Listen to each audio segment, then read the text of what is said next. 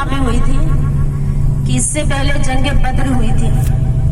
حضور صلی اللہ علیہ وسلم 55 سال کی عمر شریف آپ نے مکہ المکرمہ میں گزاری۔ پھر اس کے بعد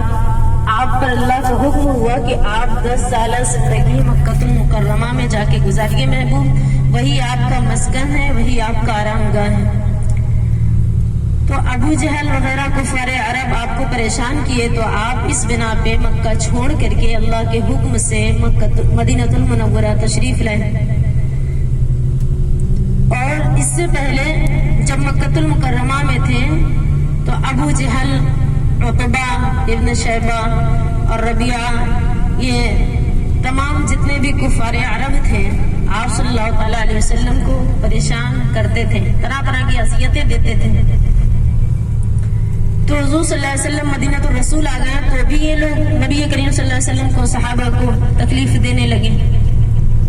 تو اتنے میں حضور علیہ السلام کے صحابہ ملک شام کا سفر کرتے تھے تجارت کی غرض سے، یعنی تجارت کرنے آتے جاتے تھے۔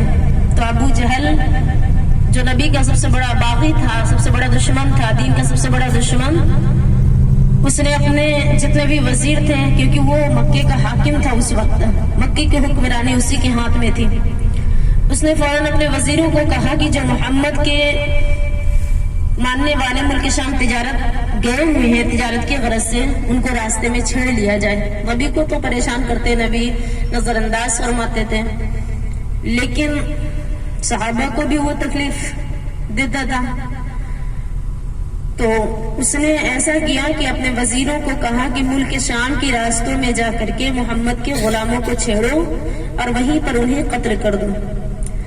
تو حضور صلی اللہ علیہ وسلم کو جب یہ خبر ملی تو آپ کچھ سواروں کو راستے میں لگا دیا اور آپ صلی اللہ تعالیٰ علیہ وسلم خود تشریف لے گئے۔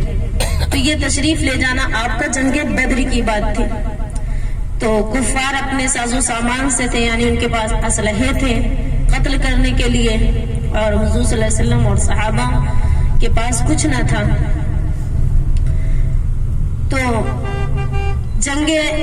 بدر جو ہوا تھا وہ بغیر معاہدے کے ہوا تھا، بغیر وعدے کے ہوا تھا، بغیر بات چیت کے ہوا تھا، بغیر عرب کے کفار اور صحابہ کے بغیر مشورہ کے ہوا تھا، یعنی وہ راستے میں گھیر لیے۔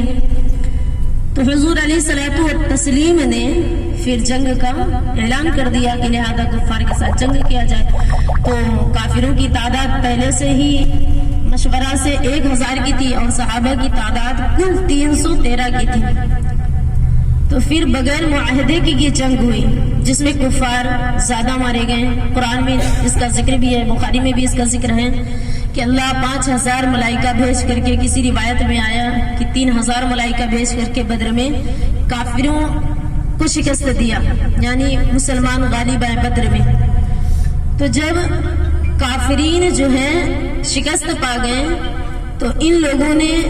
کہا کہ اے محمد جنگ کا اعلان دوسرا ہو، کیونکہ یہ بغیر معاہدے کے ہوا تھا۔ تو حضور علیہ الصلوۃ والسلام نے منظور فرما لیا، کیونکہ حضرت امیر حمزہ رضی اللہ تعالیٰ عنہ حضور علیہ الصلوۃ والسلام کے چچا تھے، انہوں نے ہندا کے والد اور بھائی کو قتل کر دیا تھا۔ تو ابو سفیان بھی اس وقت کافروں کی طرف سے تھے جب جنگ بدر ہوا تھا۔ تو انہوں نے جو ہے کہا ٹھیک ہے، پھر اس کے بعد انہوں نے بدلہ احد میں نکالا۔ احد کا میدان دوسری جنگ ہوئی تھی، تو کافروں کی طرف سے اور مسلمانوں کی طرف سے تمام صحابہ اور کافرین ساز و سامان کے آئے ہیں، اور ہند اپنے باپ کے قتل کا بدلہ امیر حمزہ سے لینے کے لیے کہا تھا محمد دوسری جنگ تیار کی جائے۔ تو احد میں معاہدہ ہوا تھا، مشورہ ہوا تھا کہ فلاں دن جنگ ہوگی۔ تو پھر چاروں طرف سے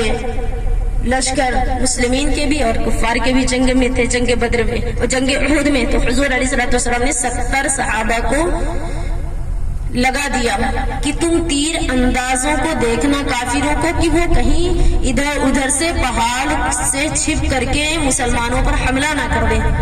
تو حضور علیہ الصلوۃ والسلام کے فرمان کے مطابق 70 صحابہ ابھی بدر میں احد میں وہ پہاڑ دکھے گا جس پر لوگ چڑھے ہوں گے، وہی پہاڑ پر حضور صلی اللہ علیہ وسلم نے 70 صحابہ کو لگایا کہ کافروں کو چاروں طرف سے دیکھنا کہ وہ چھپ کر کے کہیں مسلمانوں پر وار نہ کریں، تو خیر وہ دیکھتے رہے، لیکن جب کافر شکست پا گئے یعنی وہ ہار گئے تو یہ لوگ صحابہ جتنے 70 تھے بات نبی کی نہ مانے غنیمت لوٹنے کی غرض سے انہیں دوڑایا، تو اتنے میں کافر نہیں پھر بلکہ مسلمان شکست پا گئے، جس میں سے 70 صحابہ کرام اس غرض سے شہید ہو گئے تھے۔ نبی کی بات نہ مانے، کیونکہ نبی نے فرمایا تھا کہ تم ادھر سے دیکھنا تیر اندازوں کو، اور انہوں نے مانے غنیمت لوٹنے کے لیے بھاگنا شروع کیا، تو لہذا نبی کی بات نہ مانی تو بہت نقصان بھی صحابہ کا ہوا، اور 70 صحابہ بھی جنگ احد میں شہید ہوئے۔ اور ہندا نے خود کے حضرت امیر حمزہ حضور علیہ الصلوۃ والسلام کے چچا کا کلیجہ چبایا تھا نکال کر کے، اپنے باپ کا بدلہ جو بدر میں امیر حمزہ نے ان کے باپ کو قتل کیا تھا،